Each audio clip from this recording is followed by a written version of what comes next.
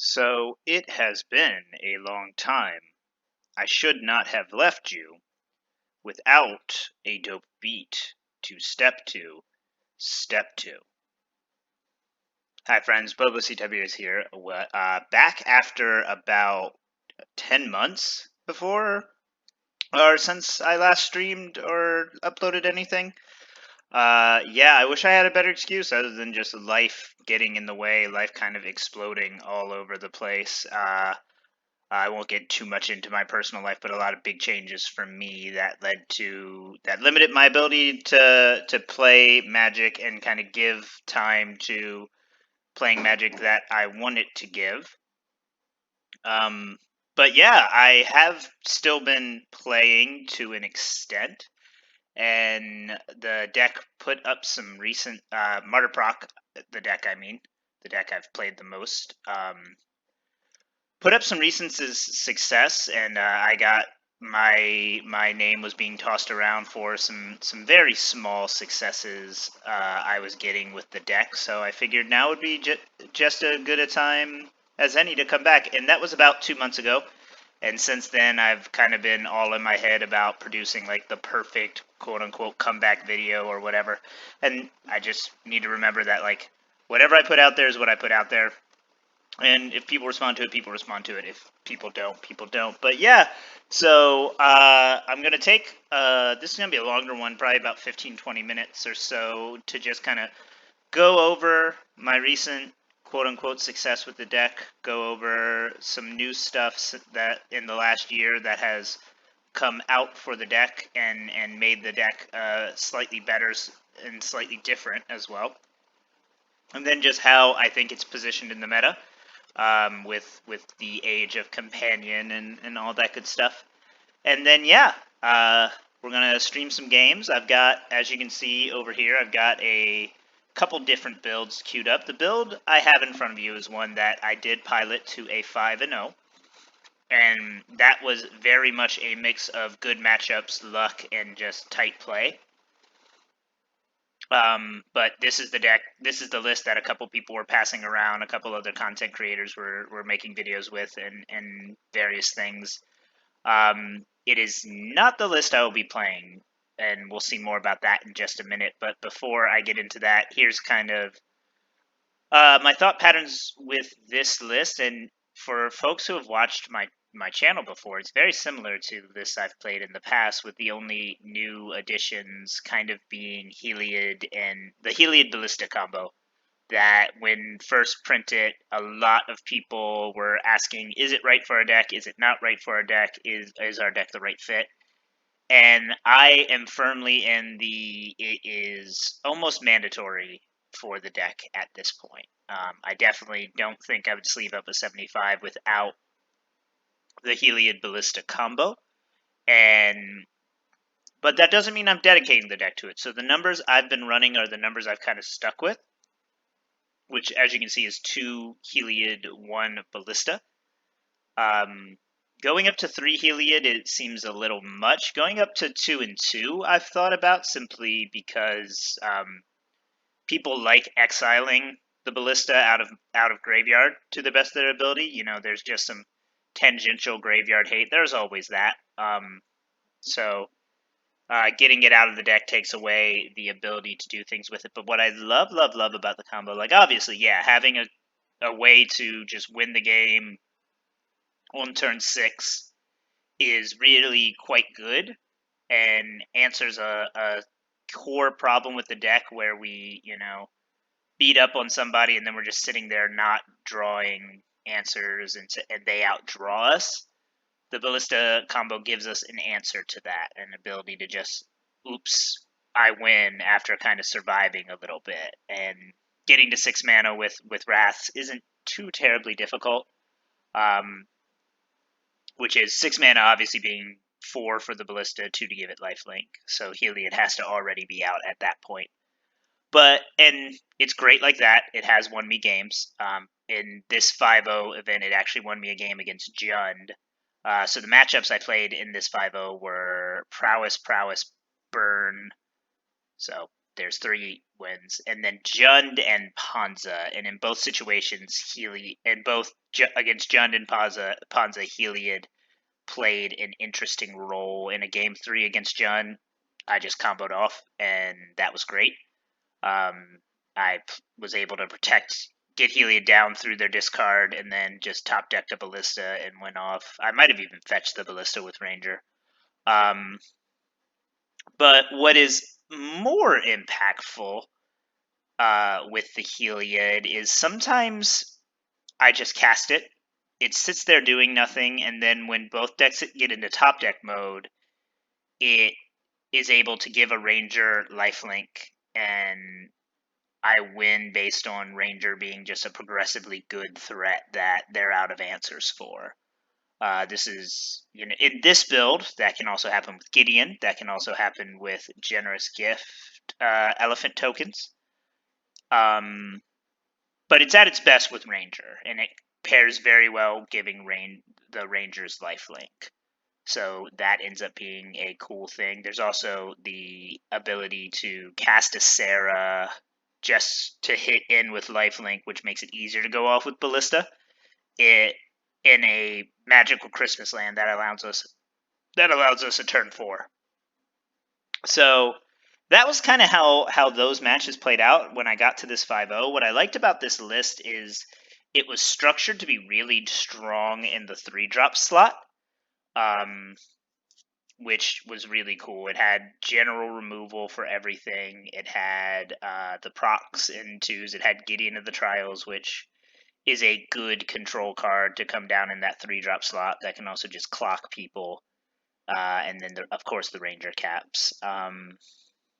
And that's pretty strong. But I ended up workshopping this list with a couple people and running through some different trial runs, looking at some other cards.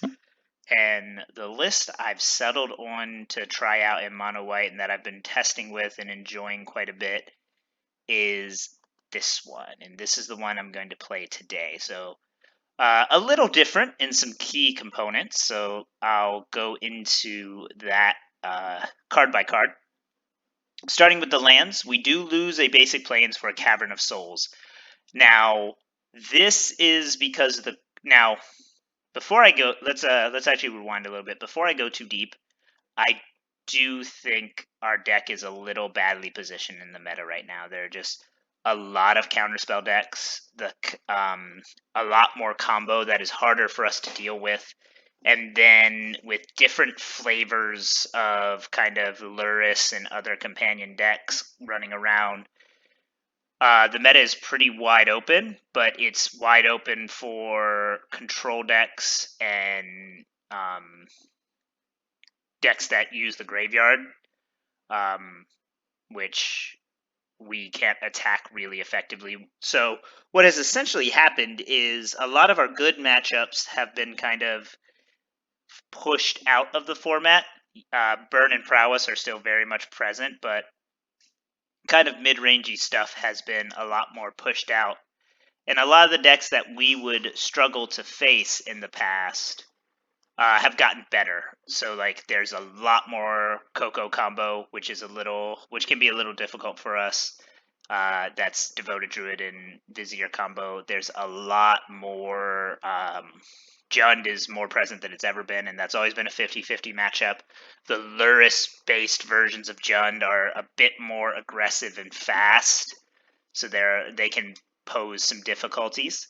And then, Snow with Snow control decks and Snow mid-range decks that have counterspells and just never-ending recursive threats that come down.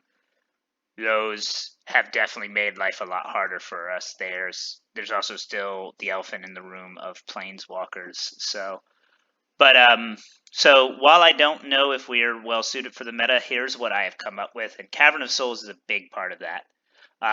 Cavern of Souls actually interacts well with a card I've always really loved. Others have hated. I'm becoming less huge on it, but being able to get a Cavern of Souls on demand, naming human, and then casting anything in this deck other than Ballista and Heliod ends up being something that, you know, that has won me games against against like Bant Snow and other blue-green snow decks.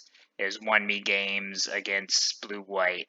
It definitely makes sense for the slots it's running. I think Weathered Wayfarer is an easy card to sideboard out, but there are some games where I play it on turn 1 or 2, and it just does good stuff. Tron is still very much a thing, and Tron can't answer it without dismembering it, and if they're using a dismember on a Weathered Wayfarer, we're pretty far ahead. So we like that a lot. Other stuff that is different from the 5.0 list I just posted, and I will post in the links to that list in addition to this one. Rune Halo comes back to the main deck. Now, what I like about this, Valakut decks are very prominent. It's very good against Valakut decks. Decks are relying more than ever on one threat. Rune Halo becomes very strong there. And last but not least, there were a lot of games where I would bring in Rune Halo from the sideboard, and it would allow me to turn on Heliod so much faster. And having an indestructible 5/5 is as good as it sounds. It's very good to have that. So I do like that in the main as just a catch-all, a way to catch threats, catch decks off guards, stall out games a little bit, and just really make it harder for decks to get through us. I've also kind of leaned into that extra hard with some Ghostly Prisons. Now, this has always been a card in my sideboard. Some people aren't into it. The reason I like it, there are go wide decks in the format still. They're not anywhere near as present, but it allows us to have that while also answering some weird stuff that is just generically good. Like it's not super prominent, but Copycat is a thing in this meta, and having Ghostly Prison stops that combo right away. It really does. And then when formats are going so heavy on mid-range stuff, Ghostly Prison is actually a really good card for those. So if Judd is hoping to swing out with Raging Ravine is a card I'm seeing a lot more, just because they don't have those they're not able to put, if they're a Lurrus version of the deck, they're not able to put 3-drops and 4-drops, so they're not able to play Bloodbraid Elf. So Raging Ravine ends up being their kind of 4-cost swing. Ghostly Prison shuts that down pretty emphatically. And yeah, just it does what it has always done, and I really have been enjoying it. This slot has been the biggest decision maker for me, and everything I'm finding for this slot, whether it's Gideon of the Trials, Gideon Blackbait, Ghostly Prison, it's all stuff that is either just okay or completely wins me the game. And I think of those things, this does the best job at making us extra control-y, which is where I think the deck plays best, is when it's very heavy control. So Weathered Wayfarer helps with that, Rune Halo helps with that, Ghostly Prison helps with that. And when I get to the black-white list in later videos, these come out for threats, because I think black-white is a little more mid-rangey and aggressive than super heavy control. And we do have that ability now. Wrath package, I'm still running 4, Winds of Abandon being extra paths, but also Wraths. Cleansing Nova is my Wrath of choice, just because even though Mox got banned, even though with those bannings, I still think there are enough Urzatron decks, which are very tough for us to beat, that make this make a lot of sense. I don't know. I might be overcommitting to artifacts, which is a habit I have, but that's what I've chosen. And then Wrath of God still the best Wrath in the deck, I think. Maybe Winds of Abandon beats it out, but Wrath is still very strong. So with Ghostly Prison and Rune Halo coming into the main deck, we have a couple sideboard slots that open up, and I've chosen to do a couple different things with them. So the generous gifts leaving means we don't have kind of catch-all removal. The best thing I can come up with for that is 2 copies of Celestial Purge and 2 copies of Disenchant. Disenchant is really good at killing chalices, really good at killing ensnaring bridges, really good, but also just generically good at, popping a Utopia Sprawl in game 2 to mess with Panza, or, popping off a there's that Stoneforge deck that plays what's her face's blessing. There's every now and then there's a problematic enchantment that we can just pop off. I'm gonna have to look that up and add it, but the one that uses Colossus Hammer to try to beat you on turn 2.